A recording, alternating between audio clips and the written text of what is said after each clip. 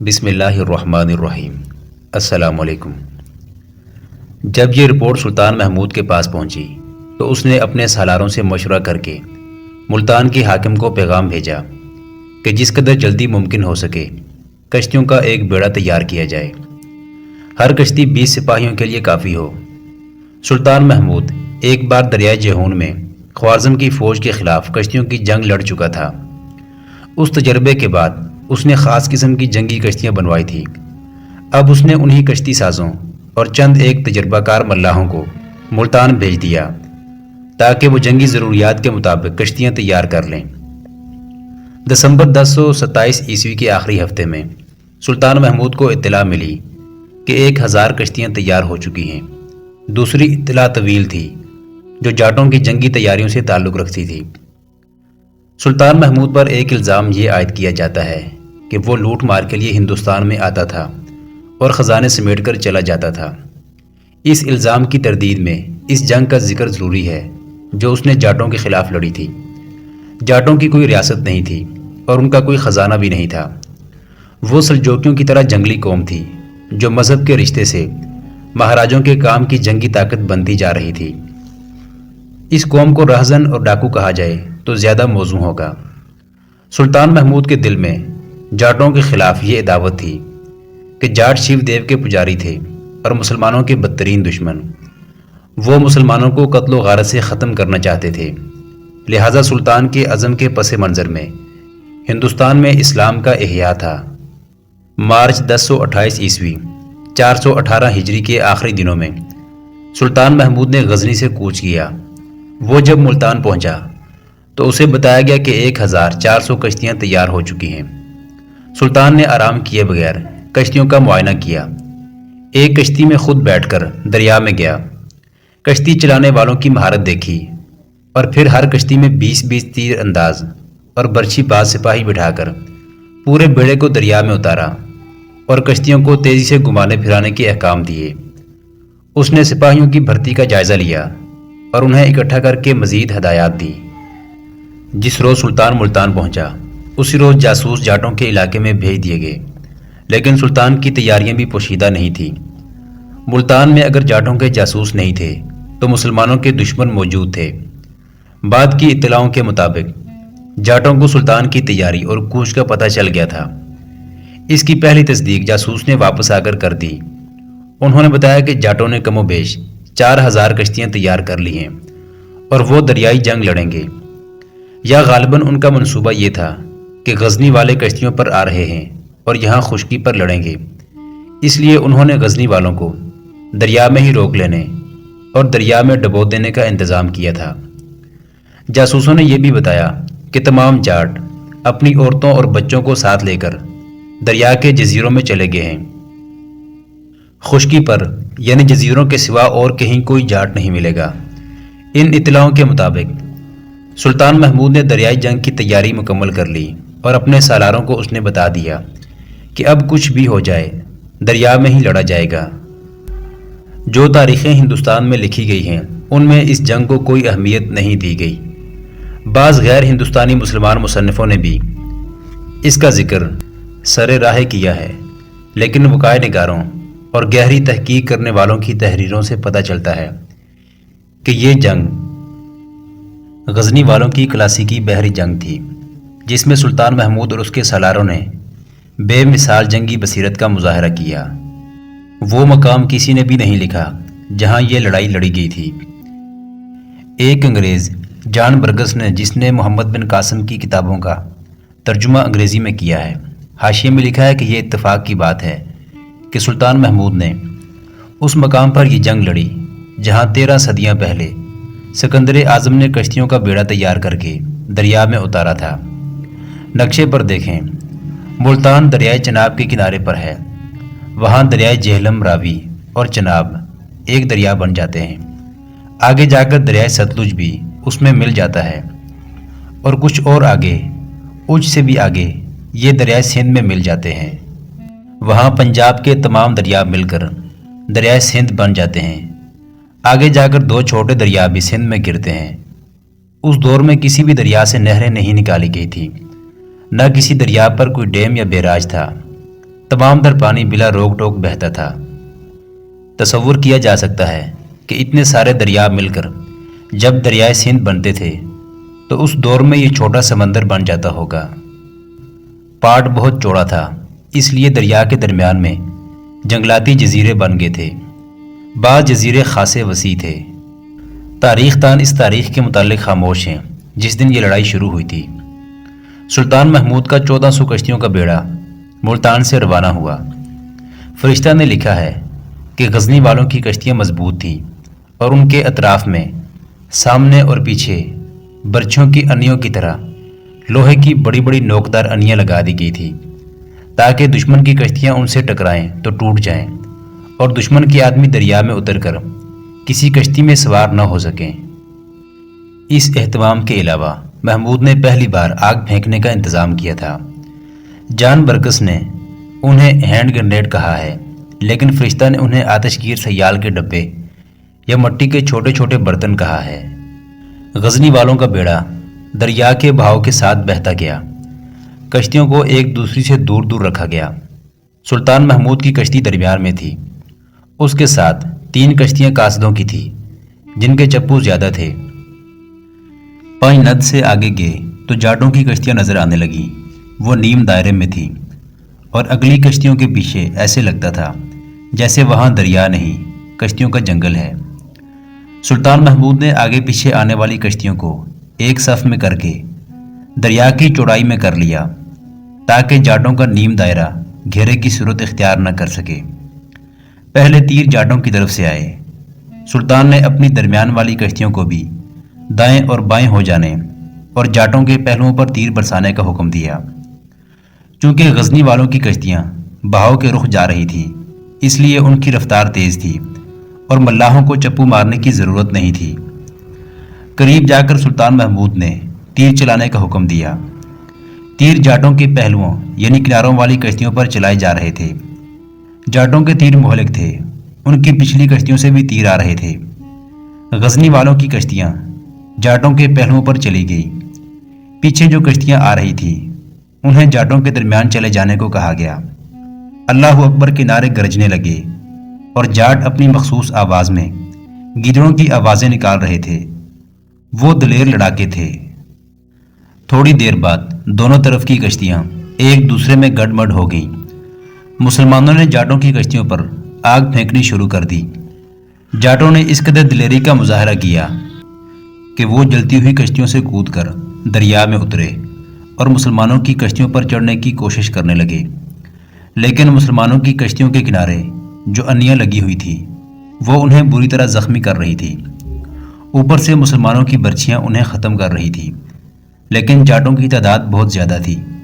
उनकी 4000 कश्तियों में सुल्तान महमूद की 1400 कश्तियाँ नज़र नहीं आती थी। मुसलमानों को कश्तियाँ उलटने की ट्रेनिंग दी गई थी। एक ख़ास जाविये से कश्ती को कश्ती से टक्कर मारी जाती थी। इस तरह मुसलमानों ने जाटों की कई कश्तियाँ उलट दी। लेकिन जाट पानी के कीड़े मालूम होते थे।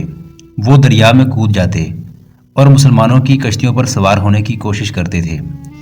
मुसलमानों का भी नुकसान हो रहा था। उन्हें इस लिहाज से बर्तरी हासिल थी कि उनके पास कश्तियाँ चलाने का इंतज़ाम भी था। जाटों ने एक चाल और चली। पीछे की कश्तियों में जो जाट सवार थे वो कश्तियाँ किनारों पर ले गए और खुश्की पर चले गए। यूं पता चलता था जैसे भाग गए हों, लेकिन खुश्की पर छुपते छुपाते गजनी वालों के करीब किनारे से उन पर तीर और बर्छियाँ बरसाना चाहते थे, लेकिन वो कामयाब न हो सके। सुल्तान महमूद ने यह इंतज़ाम भी किया था कि किनारों से दूर जाटों की नज़रों से ओझल अपनी फौज के दस्ते रखे हुए थे। यहाँ तक ये कश्तियों में ही आए थे। रात को उन्हें उतार कर खुश्की पर भेज दिया गया था। वो किनारों से दूर चले गए थे। जाट सुल्तान के इस एहतमाम से वाकिफ नहीं थे। जो जाट खुश्की से गजनी की कश्तियों पर तीर चलाने गए थे वो दोबारा नजर न आए। उन्हें खुश्की में छुपे हुए गजनवी मुजाहिदों ने तीरों से ख़त्म कर दिया। फिर जो जाट किनारे पर जाता था वो जिंदा वापस नहीं आता था। सुल्तान महमूद ने खुश्की पर अपनी हिफाजत का ये इंतज़ाम इतना खुफिया रखा था कि जाट उससे कब्ल अज़ वक़्त बाखबर न हो सके। जाटों को सबसे ज़्यादा नुकसान गजनी वालों के आग के गोलों ने یا جس طریقے سے بھی آگ پھینکی جاتی تھی بہت نقصان پہنچایا۔ غزنی کے ملاح اپنی کشتیوں کو جاٹوں کی کشتیوں کی طرف کر کے ان کشتیوں کی طرف دھکیلتے تھے جو جل رہی ہوتی تھی۔ کوئی انسان جل کر مرنا نہیں چاہتا۔ جاٹ جلتی کشتی سے دریا میں کود جاتے تھے تو مسلمان تیر انداز انہیں ابھرنے نہیں دیتے تھے۔ لاشیں تیر تیر کر ڈوب رہی تھیں۔ جاٹ ملاحوں نے کشتیاں بہاؤ پر ڈال دی تھی اور مسلمان ان کا تعاقب کر رہے تھے۔ کناروں پر بھی ان کا قتل عام ہو رہا تھا۔ دریائے سندھ کا پانی لال ہو گیا تھا، زخمی ڈوب رہے تھے۔ سلطان کی یہ چال جاٹوں کے لیے بہت مہلک ثابت ہوئی کہ سلطان نے اپنے ملاحوں سے کہا کہ وہ کشتیاں کناروں کے ساتھ رکھیں۔ اس طرح جاٹ بکھر کر لڑنے کی بجائے میدان میں اکٹھے ہو گئے۔ کچھ ہی دیر بعد جاٹوں کی جارحیت ختم ہو گئی۔ انہیں طریقے سے لڑانے والا کوئی نہ تھا۔ انہوں نے کشتیوں سے کودنا اور تیر کر خشکی پر جانا شروع کر دیا، مگر وہاں موت ان کی منتظر تھی۔ کشتیاں لڑتے لڑتے کسی جزیرے کے قریب سے گزرتی تھی تو غزنی کے سپاہی آگ جزیرے پر بھی پھینک دیتے تھے۔ اس طرح دو ایسے بڑے جزیروں کے ایک دو جھونپڑوں کو آگ لگ گئی جن میں جاٹوں کے بیوی بچے تھے۔ جھونپڑوں نے جنگل میں آگ لگا دی۔ جاٹوں کے اوسان خطا ہو گئے۔ ان کے لیے اب دریا میں بھی آگ تھی اور جزیروں میں بھی آگ۔ چند گھنٹوں میں یہ مارکا ختم ہو گیا۔ اس کے ساتھ ہی جاٹ بھی ختم ہو گئے۔ اس کے بعد سلطان محمود نے خود جزیروں میں اتر کر دیکھا، کوئی بھی جوان یا نوجوان جاٹ کہیں چھپا ہوا نظر آیا، اسے پکڑ کر کشتی میں ڈال لیا گیا۔ پیچھے عورتیں اور بچے رہ گئے۔ جن جزیروں میں آگ لگی تھی وہاں سے عورتیں اور بچے بھاگے اور دریا میں کود گئے۔ انہیں بچانے والا کوئی نہ تھا۔ کہا جا سکتا ہے کہ ان کی نسل ہی ختم ہو گئی۔ زندہ بچ جانے والی عورتیں ادھر ادھر بکھر گئیں۔